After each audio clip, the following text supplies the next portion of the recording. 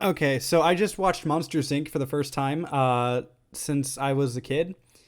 And so I watched it. It was pretty good. I liked it. And so I don't want to go through the effort of making a script for this video like I did the last one. So I'm just going to try recounting the whole thing from memory. What could possibly go wrong? Nothing could go wrong. Why do you ask? Right. So Monsters Inc. So we're back with Sully and Mike.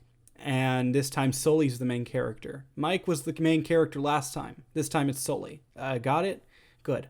Okay, so like we established in the last movie, Mike and Sully are like the best scaring team. So much so that Sully is just constantly the employee of the month. And this is Waternoose. Waternoose is he's a spider, if you couldn't tell, but he's also like a father figure to Sully, and it's really sweet. He's a nice guy. And then there's also Randy, and Randy is like super jealous of Mike and Sully, just like all the time, because he's always coming in second place.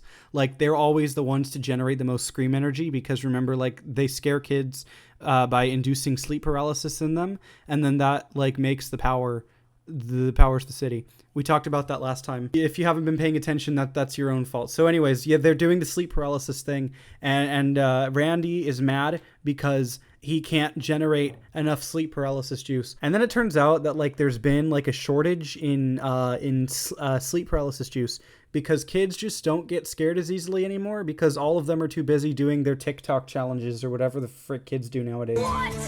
Poggers! So one evening, Mike forgets to file some paperwork, and he's like, hey, can you go file this paperwork? And Sully's like, okay, sure. So he's filing the paperwork, and then like he comes across this door that's just been left out in the open. What's this door doing here? Oh my gosh, there's a kid. The kid has escaped. There's a kid now. And the whole world is gonna be like, we're gonna get like a coronavirus for monsters now, because the kid escaped. And if you don't remember, kids are toxic. Remember, like in the last one, the guy went, "Don't cross the line, you little hobgoblins. Humans are dangerous." That's the rule. Kids are dangerous. So she's like, hi, and Sully's like, ah. And so he takes the kid, puts it in a duffel bag, and then runs over to Mike, and he's like, dude, Mike, I found a kid. It's in the duffel bag. And Mike's like, dude, what the heck? Why do you have a kid in a duffel bag? That's illegal, first of all. Second of all, we're all gonna die. And so Sully's like, I don't know, dude, what are we gonna do? And then the kid just causes like havoc and panic. And then this happens. I don't know what this thing is. It looks pretty cool though. Anyways, they take the kid back to hide in the apartment, and they're like, dude, we got to get this kid back to her world, because then like we can just pretend none of this happened and everything will just kind of go back to normal.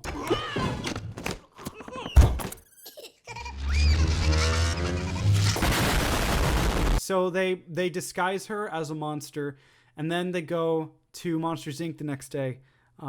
Which I didn't realize this movie only takes place over the course of like 2 days, which I thought it took place over longer, but like it's a fairly short movie. It's certainly not as long. It's not as long as the last one, but it's still pretty good. So, anyways, they disguise this kid and they take her to work so that they can like secretly put her back into the door and then pretend that none of this happened. But then, oh no, it's Randall, and Randall grabs Mike, and he's like, "Listen here, you little piece of crap. You know I don't like you. You don't like me, but I've got it. I know you have the key. You guys have the kid, and so I've got a solution that'll make all of this go away.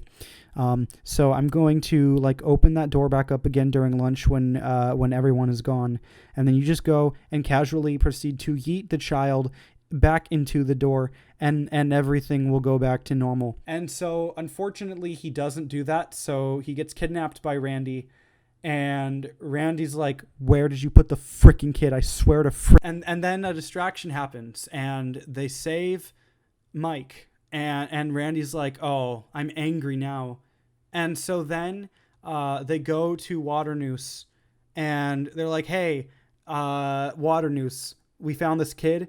And turns out kids are not toxic, but Randy is a total jerk, and we need to put her back into her world through the door before Randy can get her. And Waternoose is like, ah, dang it. And so they go and they load the door, but it's the wrong door. And then it turns out it was a trap all along. and Water Noose is in on the scheme too. So they grab the kid, and then they shove Mike and Sully into the frozen wasteland tundra. And oh look, it's the abominable snowman. But he's not interesting.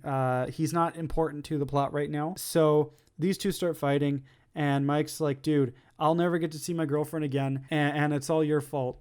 And Sully's like, we got to go save the kid. And so then they find out that they can just like slip through doors, like portal. Look at that. They made it back to the monster world.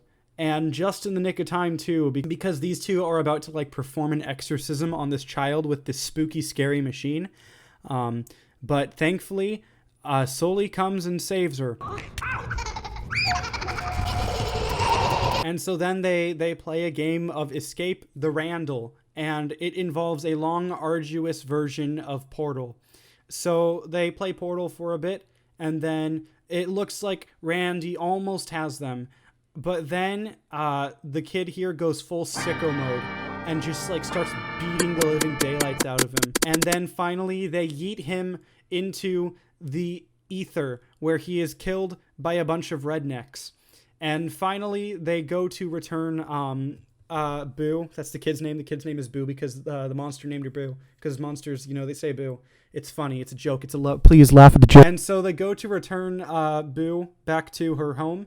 And then Water Noose is like, dude, I can't let you do that, man. She's seen too much and you're both witnesses. I will like kidnap and exorcise the spirits from like 1 billion kids if it means keeping this company afloat. And then it turns out that they weren't really in Boo's room at all. They were in the Matrix. And the simulation ends. Do you guys remember the Matrix from the last movie? Yeah, it's in this one too. But like now it's got like a really more complicated animatronics. And so that's pretty cool. But yeah, like now they've got videographic evidence that Water Noose is a piece of crap, and so the yellow guys arrest him, and then the boss, the head of the yellow guys, is like, now we gotta put Boo back into the human world. And Sully's all sad, but he's like, oh, okay. And so they put her back, and then they realize that like, wait a minute, what, maybe like laughter is like 1 billion times more efficient than fear. And so then like they stop scaring people and they start making them laugh. And it turns out that they're right. And it's like 1 billion times more powerful than fear. So now like the humans and the monsters just kind of like live in a symbiotic relationship where like the humans get like a decent, really good comedy show every night. And the monsters get to eternally power their world without any fear of energy consumption going overboard. And that's pretty much Monsters Inc. That's the movie.